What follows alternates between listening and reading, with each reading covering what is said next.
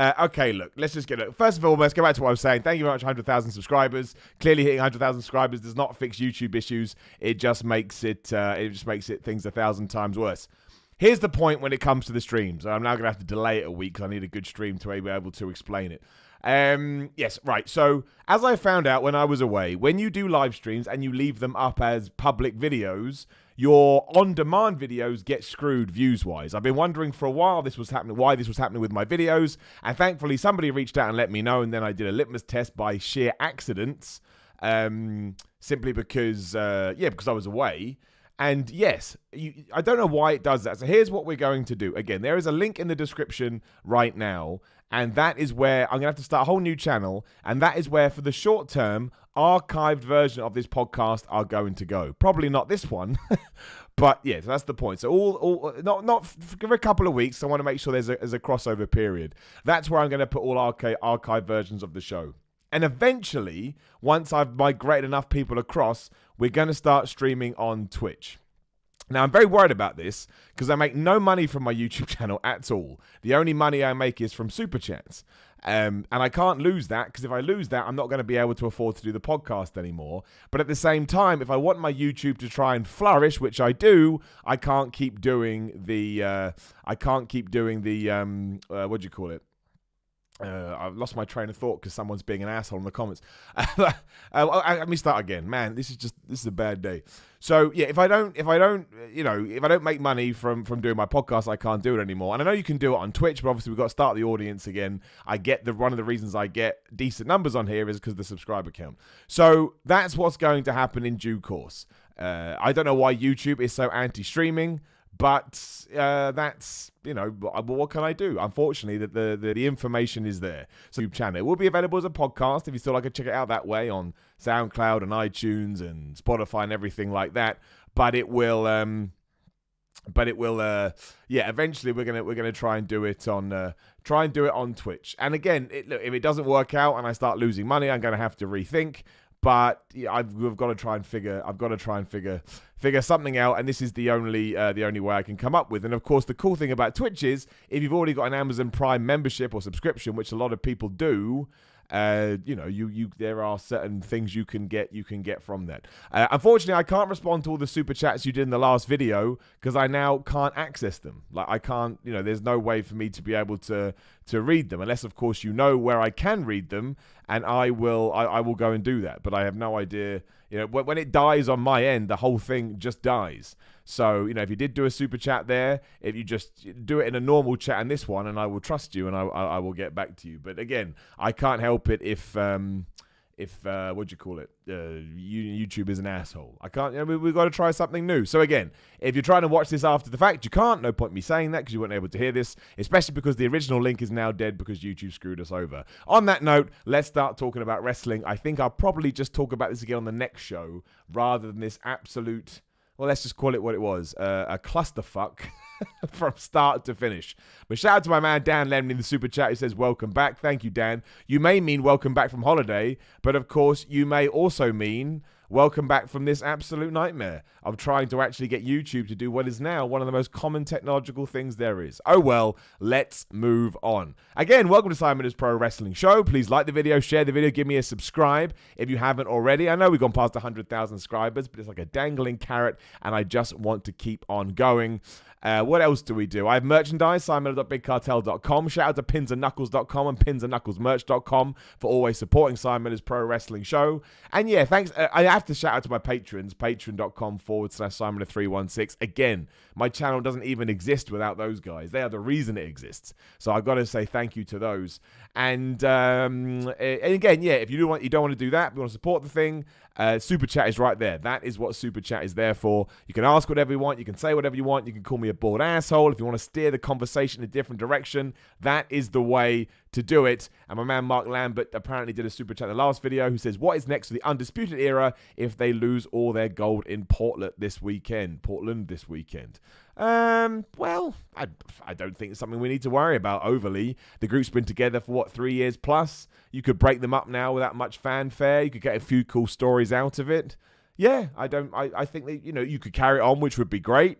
But if you want to end it now, all good things have to come to an end. The New Day are really the exception to that rule. So I just think it'd be, not something I'm overly bothered about. And Jeffrey Pridemore in the last super chat also said, it's not often I catch the podcast live anymore. Have to show love to our favorite YouTuber and put over how underrated MVP was back in the day. I was never really an MVP guy. And no reason as to why. Some people you gravitate towards and some people you don't. But that's a good segue into Raw last night. I really enjoyed Raw. Obviously, Ups and Downs goes live in 32 minutes. So, please do come over there and check that out with me. And make sure you subscribe to What Culture Wrestling too. I was surprised to see MVP back because obviously all the rumors and reports were that he'd come in to do his Rey Mysterio match and then walk away. But now people are saying he may be going on WWE as a producer. Hence why they stuck him on Raw. And I thought it was a really good segment. I thought it was a great way to give Drew McIntyre more momentum and more pace as he builds up to his WrestleMania match with Brock Lesnar. Like MVP is somewhat of a...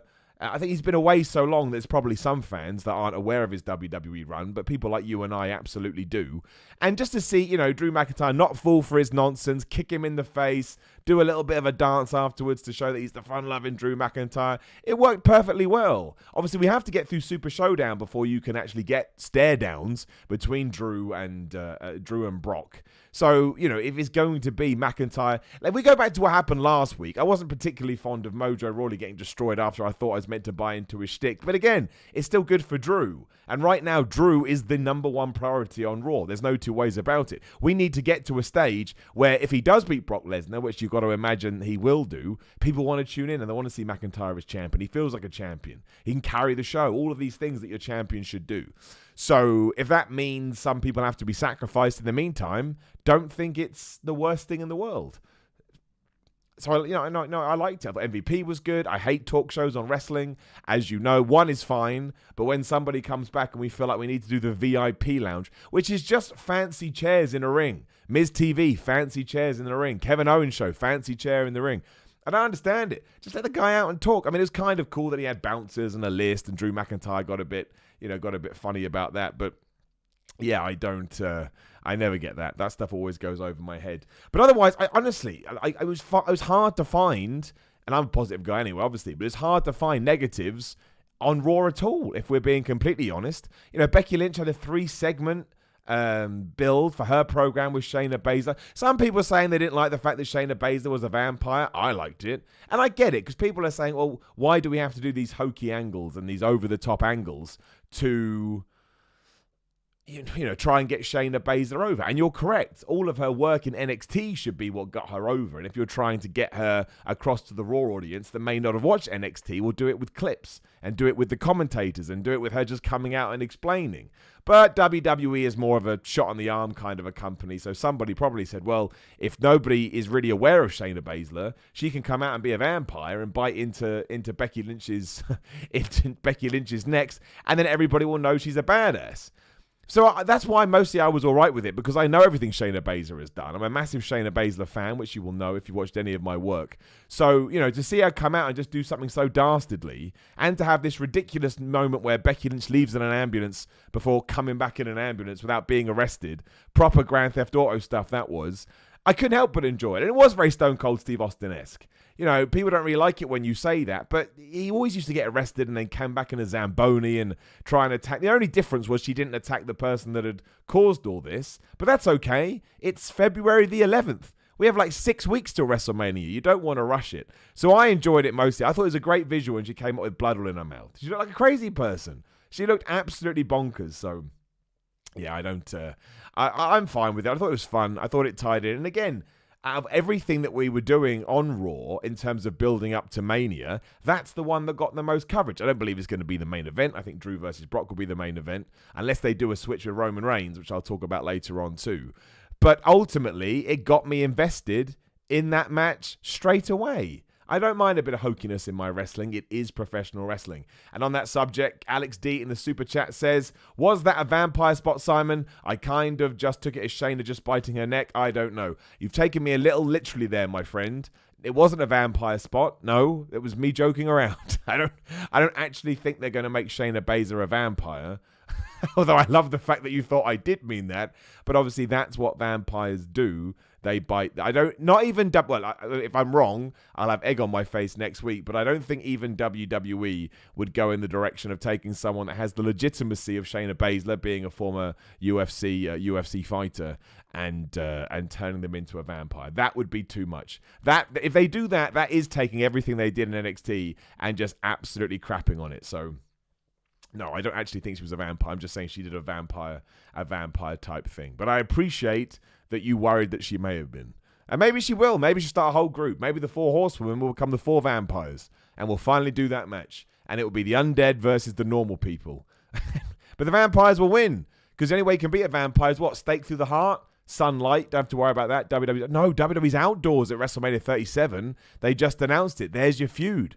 It must be outdoors at 36 as well, because they do it in open-air stadiums. All right, you can do it then. And then the match goes on in the daytime. Shayna's Baszler like, no, I need to be nighttime. Becky Lynch like, sorry. And Becky Lynch wins when Shayna Baszler turns into dust and ash. Sweet. We sorted that one out. My man Sean Gearhorn says, who the hell is Murphy? Why, for the love of anything, can't mid-card wrestlers have more than one name? What the fuck, WWE? I mean, yeah, I like the start of Raw. I really did. I thought it was fun. I like everything with Seth Rollins' group. I like everything with Kevin Owens' group. Eventually, we're going to need a little bit more direction because it kind of feels all over the place at the moment. However, the big takeaway was that, yes, Buddy Murphy is no longer Buddy Murphy. He's just Murphy. I don't have an answer for you. I don't know why we have to do it. I get nothing from it. It doesn't make me like or dislike Buddy Murphy any more or any less. Samoa Joe's going to become Sam. Seth Rollins will just become Roll. AOP will just be A. Who else can we shorten down as we're doing this? Drew McIntyre could just be Drew or Mac. No, Drew McIntyre can be Mac. Roman can be Rom. I don't know why they do it. I don't know. It's probably because somebody Vince McMahon saw the name Buddy and got a bit worried that it didn't sound very threatening. But it's not really about that. I mean, Floyd Mayweather is not a very threatening name, but the reason he came across as threatening is because he's Floyd Mayweather and he was one of the best boxers there was. I mean, no, Mike Tyson is quite a good name. Tyson Fury is quite... Deontay Wilder's not like a terrifying name. Anthony Joshua's not a terrifying name. Conor McGregor. But, I mean, Conor McGregor's the most Irish name ever. But, it works because of what they do in the octagon or in the ring. I don't know why they do it. I'd love to have an answer for you. Don't worry, I take the mick out of it on ups and downs. That's the way I get my revenge. But yes, very, very strange. Very, very strange indeed. Robert Jackson, the Super Chat. Thank you so much, my friend. And again, please do get involved with the Super Chat. I know it's been a bit crazy, the stream, but now we're getting into it. If AEW were to sign John Cena, how badly would WWE be affected? The current product would be fine, but he was and kind of still is the face of WWE. I mean, it would affect them. It would affect them maybe not on a business level, but on an emotional level. As much as the likes of Hulk Hogan and Macho Man Randy Savage back in the day going to WCW really did get to Vince McMahon. That's been well documented. I think John Cena, who has had such longevity and such tenure at WWE doing it, I think he would be affected by it. You may actually see a more aggressive product from WWE if that did happen. Hogan going to WCW did it then. It may do it now. I mean, I don't think it's ever going to happen. John Cena does not need to go to AEW. John Cena is rich. John Cena is a Hollywood actor. John Cena probably has more worth at WWE than he would at AEW, knowing the fan base. I don't think it would hurt WWE business-wise. I think it would help AEW hugely because, John Cena now is a mainstream star. He just is. So you're going to get people tuning in. Don't forget, there are people right now that don't know The Rock was a wrestler. I know it's hard for us to believe, but it's true. They have absolutely no idea. And I think the same would probably be true at a much smaller scale at the moment for John Cena, but that would help AEW. But I don't think it's going to happen. So, and I don't think it would kill WWE. So, yeah, that's my thought. AJ Parker, my man, says, sorry, Simon, just tuned in. Don't worry about it. Can I get a belated birthday shout out? It was on the 8th. Happy birthday, AJ. I hope you had a good time on the 8th of February. Also, how did your matches go this past weekend? We may as well talk about that. So, yeah, I went away for the week last week. I literally got off a plane at 10:30 in the morning. I came back here to my abode. I did ups and downs for SmackDown. Then I drove to Ivor, which is a village about 20 minutes from me, did a Raw Rumble and a one-on-one match. I then drove to London and did a third match for Hustle Wrestling. I did all of this on no sleep. I'm not saying that makes me better or worse than anybody else. I'm just giving you my experience. But I loved every second of it. The Hustle show especially, I loved. The crowd were awesome. The venue was awesome. It was my debut for them too, so I'm always a little bit more nervous about that. I slept for 12 hours on Saturday night, which is crazy for me. I average about 5 a night. I'm not a good sleeper. That's how destroyed I was. But yeah, no, it was great. They were really, really good. I think the one on Saturday night at Hustle was one of the best that I've done. Not perfect, still a long way to go, but certainly positives to take away from it. So thank you very much for asking. That's what this is. Wrestling injury. I don't think it was there. You probably can't see it wrestling. It looked worse over the weekend, but it started to calm down. My man Dan Lemley in the Super Chat says, the Brood return confirmed. Hey, Edge is back. Christian can still come in. Gangrel still working the indies. Shayna Baszler can be the female in the group. Why the hell not? Philip Coral in the Super Chat says, Simon, when are you going to shorten your name on Ups and Downs today? In around about 22 minutes. You'll see. I don't let anything slide under my nose. It's massive. I've got a big old nose. Shelby Lynn in the Super Chat says, Simon, I missed you so much. Well, that's very nice. Thank you, Shelby. I appreciate that. Did you miss all my technological nightmares as well? Welcome back. My fiance and I were at AEW Wednesday night, and it was such an awesome experience. It totally sold me on AEW. I can imagine it would do, right? Because AEW, the one thing that AEW does have going for it is it always has an electric crowd. Even if it's not sold out, the crowd will always be loud. The crowd will always be raucous. And I can imagine when you go there, it does get in your brain a little bit. I remember when I was at All In, and some of the evasions were so loud for the earlier matches, I got a bit emotional because it kind of affected me in that way. So I really enjoyed All Elite Wrestling this week. I did watch it when I was away. I thought the lashing segment with Cody Rhodes and MJF was old school pro wrestling, and I love old school pro wrestling. I really, really, really do. And there was a lot to like on that as well. And let's talk about what I meant to be talking about, but I've been completely waylaid by the nonsense today. AEW at the moment does potentially tie into everything with Matt Hardy. My favorite segment of all of Raw was, Matt Hardy coming out to confront Randy Orton, who was going to talk to us about everything that had happened with Edge. Let us know about the rift between him and Edge being patched up, which I quite enjoyed. And then basically getting in Randy Orton's face, being RKO'd, and then being Conchairtoed. Now, it was a cool angle anyway, because, it brings Randy Orton to being back to the WWE crazy person that he was. It kind of has hints of the Legend Killer. But more importantly than that, the reason it was apparently done is to write Matt Hardy off TV. His contract ends in 3 weeks. He hasn't signed a new one. And that's why he's gone. He's either going to sign a new deal with WWE and he'll come back, or... this is the All Elite Wrestling tie-in. He will go across there and you would guess become the leader of the Dark Order as, woken Matt Hardy, or broken Matt Hardy, I should say. And I'm so ready for that. I'm so up for that. I've always been a Matt Hardy fan. Even when I was a kid, I just gravitated more towards Matt than I did Jeff. No reason as to why. So, if I thought the WWE was going to use him in the way that I want him to use him, I'd be happy for him to stay. And ultimately, I'm happy for him to do whatever the hell he wants, right? It's his job. It's his life. But... I just think there is so much. That Dark Order gimmick needs something, right? And that what it needs is Matt Hardy. Because not only is it a huge name jumping ship, it just makes me more interested in it, especially if the broken character came back. The broken character only ended because the woken version in WWE wasn't really given a chance to shine, right? I think we can all agree with that. But I wasn't bored of it. I was ready for it. It was almost like... new, I can't think of the right word, but postmodern pro wrestling, right? It was completely different to everything else that you'd seen, and Matt Hardy seemed to have so many more ideas. I don't want it to go away. I enjoyed the nostalgia run that he had in WWE when he came back with Jeff Hardy, and that pop at WrestleMania 33 or 34, whatever it was, will live with me forever. That's him too, I can imagine. But I just think that makes all the sense in the world. So when I saw that angle, again, can't wait for Edge to come back and get his revenge against Randy Orton. But I know I'm reading into speculation here, of course, but it got me excited that maybe that's the direction that Matt Hardy is going in. And again, it would probably be one of his last runs as he enters his latter part of his career. And I just think AEW would let him run wild with it. Like the other thing that's happened this week is that Brandy Rhodes confirmed that the Nightmare Collective is done. But the Nightmare Collective in general goes to show that AEW is willing to try new things. And Broken Matt Hardy is still that. You probably need to shake it up a little bit so it's not too much like the TNA version. But yeah, when all that was going on, aside from enjoying it from just a TV presentation, because it was great, I was like, oh man, I hope this means Matt Hardy is going across. But I'll have to wait and see. We'll have to wait and see. But yeah, absolutely brilliant. Last week, again, Randy Orton destroyed Mojo Rawley. Didn't really get that, but hey-ho, it is what it is. Jeffrey Pridemore in the Super Chat says, how about that XFL debut? It was actually fun. It was. It was good. I enjoyed it. I think I'm going to pick the New York Guardians as my team because I like their logo. But yeah, interesting new rules. The kickoff makes sense. It felt different from the NFL, but not too much. Decent football, not as much of a carnival as it was back in 2001. It may succeed. It may succeed. We'll have to wait and see. There's a long way to go. Non-WWE guy in the Super Chat says, biggest surprise return, Adam Blampier or Edge? Look, man, surprise returns are surprise returns. It all depends on your personal perspective. For me personally, you know, it was cool to see Adam come back. He seems like he's doing very well. Good stuff all around, right? 2 thumbs. I just want people to be happy. That's all I want. Shout out to my man Chicken Salad in the Super Chat. He says, keep it up, with a little bird doing, like, what is that? Like, bicep curls? Didn't even know you could do that stuff. I like it. That's cool. Thank you very much, Chicken Salad. And again, if you want to get involved in the Super Chat, please do. Chris Conchairtos is my wrestling name, says somebody in the chat. Good afternoon, my lovely friends. That's always very nice when people do it. Riddick is a far better name than Murphy. Hope they push him far. I don't understand everything with Mojo Rawley and Riddick Moss. I thought, here's a really cool little group that we can...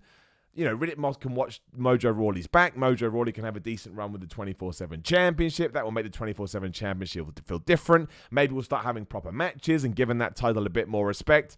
And then Riddick Moss just rolls him up using the most devastating move in all of sports entertainment. And we're back to doing what we've been doing for the last year or so. I don't know who that benefits. And I don't know why Mojo Rawley isn't allowed more than 7 seconds before somebody kills his character. Blue Goop mirror smashing Mojo Rawley's gone. It now looks like I'm going to go around your mother's house to win the 24/7 title is gone. I don't understand it. It's very strange. It's very, very strange indeed. But I don't know. The 24/7 title in general feels lost to me at the moment. And that's the same with a lot of titles on Raw. Like, I forgot that Seth Rollins and Murphy were the tag champs. We really should do something about that. I forgot the Kabuki Warriors were tag champs. I did like that Becky Lynch versus Asuka match. I understand people got irked by it because they want Asuka to be put in a better position. But in terms of a match, I thought it was awesome. I really, really did. And look, if you're trying to establish Becky Lynch as this dominant warrior in the women's division, within the last 2 weeks, you've done that. That is absolutely how she's coming across. So... I was okay with it. Sometimes you have to sacrifice people for the greater good. It's like Aleister Black and Tozawa. Like, I didn't enjoy that as much as I would have done, simply because I've seen it before, but at least Aleister Black is still getting wins. I mean, we need to put him in a proper feud ASAP, so he doesn't just feel like a run-of-the-mill guy. Also, where the hell's Eric Rowan gone, right? It certainly seems to me like I have no idea what was in that cage, and I'm like, oh, we'll just take him off TV. If they do that, I promise I'm going to do a whole episode, and I'm going to rant and rave. John the Gin, the Super Chat, says, welcome back. Thank you, my friend. Check out Matt's Free the Delete vignettes on his YouTube channel. He's definitely not coming off as done. My friend, I watch every one. I'm a massive Matt Hardy fan. No, he's not done. He's not done. To me, I think he's either saying to WWE, look, let me do this character one more time, or if not, I'll go do it elsewhere. I think 100%, but we don't know that's the case. That's why I always like to tread around that, stead on eggshells. He may just be, he may just be going, who knows? I would assume he's going to AEW, but again, I'm a wrestling fan, I'm a wrestling mark. I'm always going to do that because that will get everybody talking. My man Sean Gilhorn in the Super Chat says, did I really see Rusev in the lineup for the stupid gauntlet match in Saudi? I thought he was off TV because of contract issues. Well, that is the other rumor. And that, I tell you, as much as I love the fact that Ricochet beat Bobby Lashley clean on an episode of Raw, because if you look at those two guys, like, well, one is Vince McMahon's dream and the other not so much. And I understand why they're doing it. Like I said, sometimes you've got to sacrifice people for the greater good. And the greater good is making you believe that Ricochet may have a chance against Brock Lesnar. Spoiler, he does not. But I really enjoyed that. But the issue is, where the hell is Rusev gone? We had all this time we put into that feud, and there's been no resolution unless we're going to take it as, well, Bobby Lashley just whipped his ass. And if that's the case, that's the end of the Rusev character. He got cheated on by his wife, then got beat up by the adulterer, and then just skulked off and walked away. That's what's happened in terms of kayfabe. So that upset me greatly. But yes, the rumor was that apparently his contract is coming due too, and he's not necessarily happy. Again, all rumor and who knows what else, murmurings. And then all of a sudden they announced the gauntlet match, and Rusev was in it. I can't remember who else. The two names that stood out for me were AJ Styles, because he's been injured since the Raw Rumble, and Rusev, because again, he's been off television. But I don't know. To me, the Saudi Arabia shows kind of exist in a bubble all of themselves. A lot of them are repeats. A lot of them don't actually have any meaning, aside from Bray Wyatt when he won the championship. So I think they'll just do it, and then you'll get to Raw the next night, or the next two nights, whatever it is, and they'll forget about it again. That's why, well, for many reasons, but it's a big one why I don't like those pay-per-views. They feel fruitless, and they feel like they're just flying through the abyss. And I think we're all right. I think we're okay. I don't know. This has been an awful podcast for the podcast listeners. I apologize, my friends. I apologize. Sometimes technology just goes bad. To me, it's a win-win situation. Rhea Ripley either wins, she's got Charlotte, and that's a huge scalp to be able to have and beat the Royal Rumble winner. Or Charlotte wins and she goes to NXT. I'm okay with this. I have no problem. With this either way. I like how I imagine they'll wait till after Super Showdown and after NXT Portland before Charlotte obviously makes her proper what do you call it? Accepts the challenge from Rhea Ripley. Oh, hang on, everyone's saying that the thing is it's fine on my end. I do not have any issues. Mine's alright. Everyone's saying it's crashed. On my end, it's fine, so I don't really know. I don't know, why is it so bad today? What the hell is going on? Let's just keep going. Lamel KH2 in the super chat says, imagine if Bray changes the B team, we can get that amazing theme song back. Also, I think if Goldberg won, it would be a catastrophic Oscar up. I'm glad you mentioned that, Lamel KH2. I would like to see the B team back on television. I don't think it's going to happen anytime soon. I have been thinking about this this Goldberg Bray Wyatt match a lot. Basically, my feelings on The Fiend have changed massively than all the videos I did 6 months or so ago. And that's because of the Hell in a Cell match, right? That did change everything with how I felt about Bray Wyatt and The Fiend. I don't mind if Goldberg beats Bray Wyatt at Super Showdown. I know that's a controversial thing to say, but when I think about WrestleMania and what WrestleMania is, and I'm just repeating what other people have said on the internet, but Roman Reigns versus Goldberg, spear versus spear, is a far more interesting, a far more marquee, and a far more headlineable match than The Fiend versus Roman Reigns, if that's the main event thing they want to do. Now, I'm not saying this about you and I'm talking about the casual fan, which is what my dad, so you have to take that into effect. But to me, The Fiend has... Again, he didn't go the way that I expected it to, so I don't care if he loses. I did 6 months ago. I really, really did. But now, I will... I would take it, is my point. I was trying to think of a more poetic way to put that. I would just take it. I think that there is something in Goldberg winning and doing Roman Reigns versus Goldberg. I really, really do. I really, really, really do. And I understand that's going to annoy a lot of people. Why are we bringing a 53-year-old man to beat back Bray Wyatt? You're right.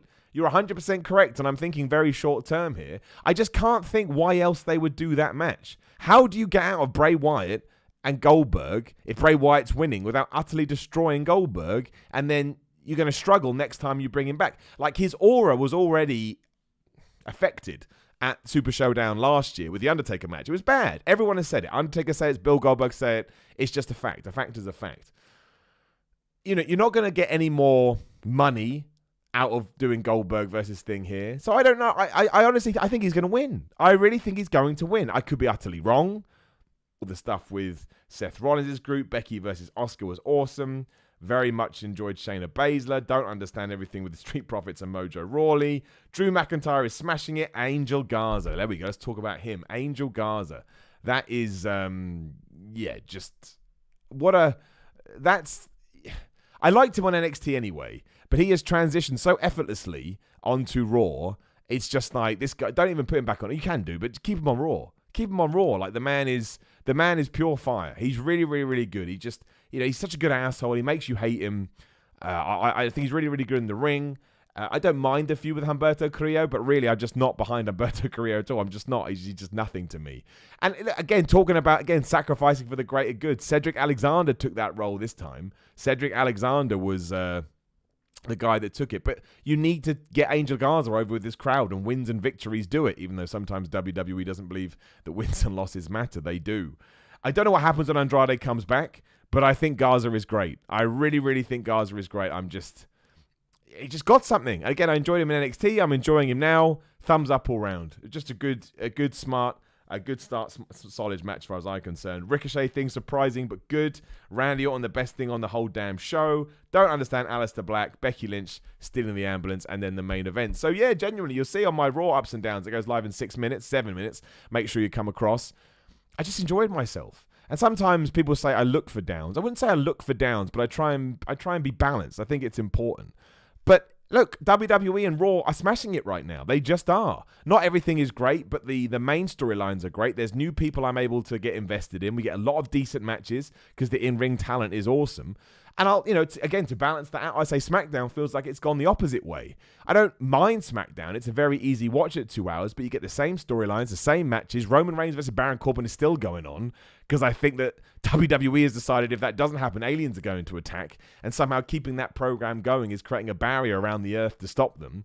I don't get it at all, but it's not a bad show either way. Like, if you go back to sort of the end of 2019, the end of 2018, I should say, especially, when Baron Corbin was running wild and Raw felt like a slog. And, 180 minutes of any kind of television is always going to be hard to get through.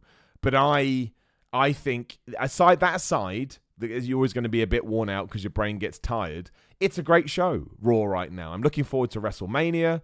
Not massively looking forward to Super Showdown.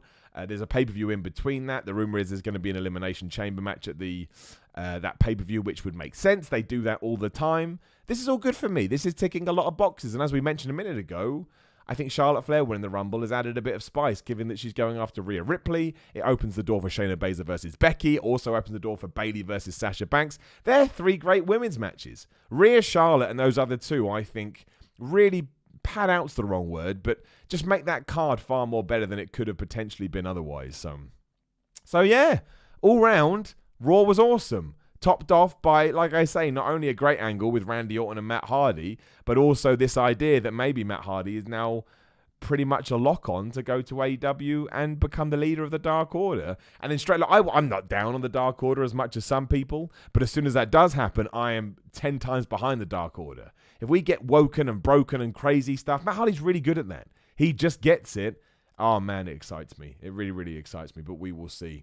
So we'll do a few more minutes and then we'll end. I know it's been an absolute roller coaster today. I don't know what's going on with YouTube and my connection. It's because we took a week off and everything just dies. But again, to wrap up, please subscribe to the channel below. That's where this will be going on demand. I will put it up there later. You won't be able to access it through the main channel. And then at some point, we are going to have to try and figure out where we stream from. Maybe we'll stream from the other YouTube channel. Maybe it's easier to do it that way. Maybe we'll stream from Twitch. I don't know. Again, I need to make sure that these are doing as well as they have been doing, because otherwise I'm in real trouble. But keeping them on the channel has been affecting views. I got this confirmed over the last week or so, which sucks because I like doing these. Hopefully things will just turn around and that won't be the case. But again, if you want the on-demand stuff, make sure you subscribe to the channel below. And these are, in terms of live on the channel, they're going to be around for at least 2 more weeks as I hopefully get the word out to everybody. And look, if it fails, I just put them back on my channel. Because again, I don't make any money from YouTube, and that's an issue, as you can imagine. My man, Sean Gill on the Super Chat says, did you see Matt Riddle go after Brock again after a house show? Are we getting worked, or does Riddle not just care and he's an idiot? Well, that's the thing. That's the thing. We just don't know. We just don't know. Like, it's... Matt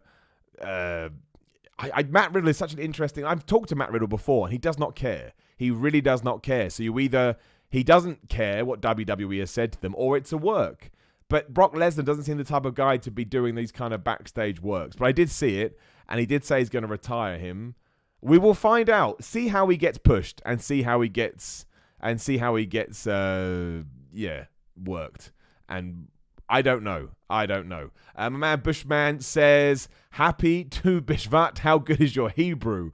Oh, man, I appreciate that one. My Hebrew is not as good as it once was. I used to be much better. I can still read it, but I used to be much better. But it's that thing I used to go to Sunday school. And basically ever since my bar mitzvah, I didn't get involved in it as much as I should, and my brain forgot because I'm an idiot. But I appreciate that, man. Thank you very much. Same to you. That's pretty much it, I think. I don't think there's much else to... Well, there would have been much else to talk about, but we gotta start wrapping it up. Again, thank you to everybody who supported me going through 100,000. One of my fitness videos properly blew up too. But watching that happen was absolutely one of the best videos I've ever done. So...